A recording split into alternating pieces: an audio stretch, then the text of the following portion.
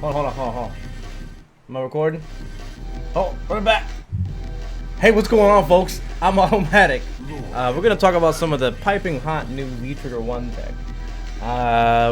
We're gonna go over quite a few things that I've been seeing on Twitter, and for now, we're just gonna go over what I think has potential, what's good, and that kind of thing. And these kinds of V-Trigger mechanics are gonna be super helpful. And not only V-Trigger mechanics, but just overall general strategy that can make this character much more effective. Okay, so the first thing I'm gonna demonstrate, kind of demonstrated before on the massive hour-long Gill tutorial, and that is what I was using early on to just get a lot of use out of my V-Trigger bar as soon as I activate. And that looks like this.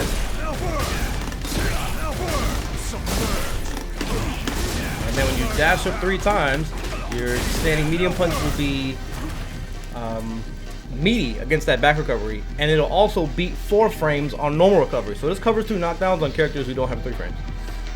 Right? Yeah, because that's +3 and +8. Stand medium punch is 7 frames and has 3 active frames. So that's good. And I improved this a little bit because I used to do 2 crouching heavy punches, one there and then another one here. But this second crouching heavy punch doesn't hit twice. And then I learned that back heavy kick does more damage than when crouching heavy punch hits 1 time. So I improved the overall combo by like 3 points. Cool. So I think that's really good. It does burn a little bit of bar to complete this, but I kind of like that if it's early in the match and I want to potentially activate another one. So I kind of want to dump all that meter anyways. No, know what I'm saying? Excuse me. So that's it again. Heavy ice lariat, forward heavy kick, and this is down forward for that. You can also do that around here. I'm not sure what I'm doing around here either. Something like that. Oh, I actually ran out of bar. Cool. Noted for later. All right, hot piping tech number 2. This one I'm still maybe on the fence about. Not quite sure. It costs 2 meters to do, and it does not end up with the opponent being on fire or ice. But there is some reset potential here.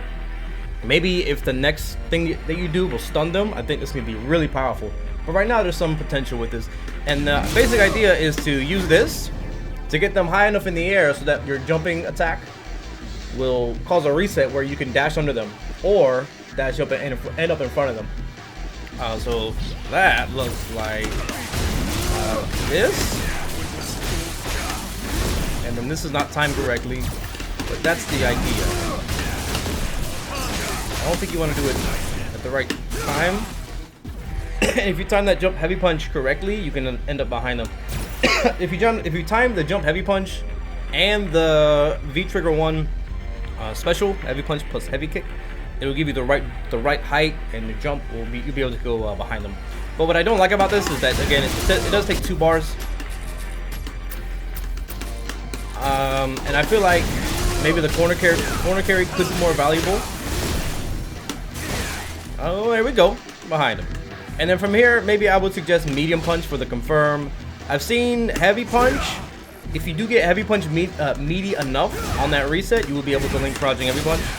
So if there's a consistent way to do that, I'd be on board. Light it up. Whoa, Satsu FGC, thank you very much for the Twitch Prime. We're almost there.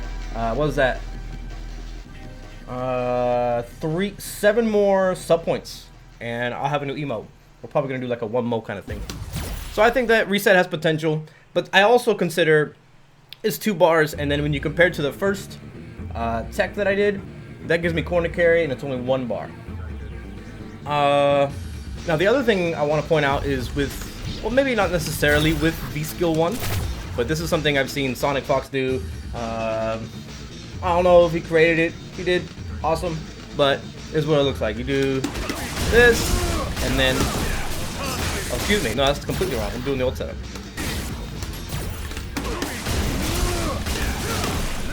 And then off of that, you can get the heavy punch. The forward heavy punch to get the hard knock. Oh, excuse me. You gotta do 2 crouching heavy punch, and then you buffer a light lariat. And you want to do the ice lariat because the ice lariat is going to build you meter and not take away from your V-Trigger bar. So again, this looks like this. And then right here, forward heavy punch. And then you can dash up and then V-Skill. And then when you jump over, the V-Skill can cross them up. And it seems as if they cannot jump away from it. Some characters can dash forward. I saw Tenchi cover this on Twitter. Buttons on wake up don't work, and backdash doesn't. Backdash will get hit by the jump attack. So I did the incorrect V skill. I gotta do the close one, so I hold back. But this one will look like this, and that should cross them up, and that might depend on how the overhead hits as well. Now keep in mind, this overhead is a different. The knockdown from the overhead is different from if you were to do it on the ground. So while you could do this on the ground, and you should be like +3, plus I thought it was a little more than that. It's +7. Well, I'm not gonna talk numbers because I'm not sure. But you'll have more advantage because they're starting from the air, and then they have to go to the ground and then get up. So the setup off of the fireball in the air is gonna have more knockdown advantage. So that's interesting. One thing that I might have trouble doing, it's a little bit difficult, but with this, well, first we should talk about heavy punch. Heavy punch into heavy punch and heavy kick. I think it's called flame javelin. This is really good. Flame javelin in the up. This is super good. I wish I knew about this earlier. So first of all, heavy punch into this will combo. That will combo, regardless of if they're crouching or not. The spacing, as long as you direct the V trigger ability in the right spot, and that's super good because it puts them on fire, and you get a good knockdown off of it, and you can also combo lariat off of it. So, and you can hit confirm this heavy punch. You can hit confirm this heavy punch. Super good. And the other thing I wanted to talk about with this in mind is when this hits, you can actually dash up and super if you get the right juggle, which I think is gonna come from that kind of retribution. So if I get a lariat like this, I did the wrong distance, but this is the idea. You can get a super off of this, and this is really good. There we go. Okay, excuse me, but this can work. I just want to get it one time. There we go. And that does even more damage to them because they're burning. That does great damage on its own. So you can combine all these things. The heavy punch, confirm, the lariat, or you can just use a knockdown. There's some weird distances where it's hard to get the medium lariat, but the light lariat will work. The light ice lariat should work, but you don't get as good of a juggle off of it.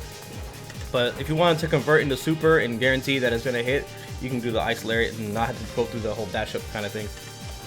And I think that's mostly what I wanted to go over. With the lariat in mind, one way that you can get some medium lariat is through the target combo, and you can a target combo of light punch and medium punch, and you can get to that target combo through standing light kick.